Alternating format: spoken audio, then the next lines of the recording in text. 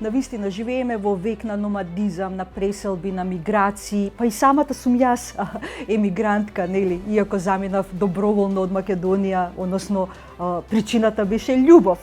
Меѓутоа, секоја преселба е на некој начин еден крст кој што треба да се носи. Ниту една преселба не е лесна.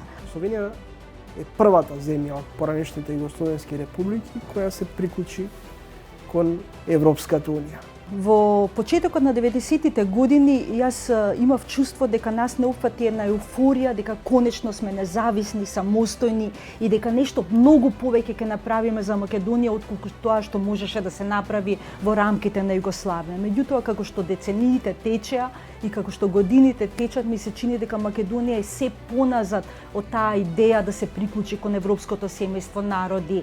И владата мора, која ќе биде формирана, да биде проевропска и не смее да биде декларативно проевропска, туку мора задачите кои се за брзо пристапување кон Европската унија да ги заврши веднаш. Тоа јас очекувам убедлива победа на Стево Пендаровски. Кај симпатизери и избирачи ваши, па и генерално, превладува мислењето дека со владата, македонската влада раководи мала речиса. Не мислам дека раководи мала речиса со владата, мислам дека со владата раководеше СДСМ, негативните поени му се книжат на оној кој е основниот столб на владата, а тоа е СДСМ. Зошто се става тој етнички предзнак? Ние мора да излеземе од овој лонец во кој државата врие веќе 30 на години.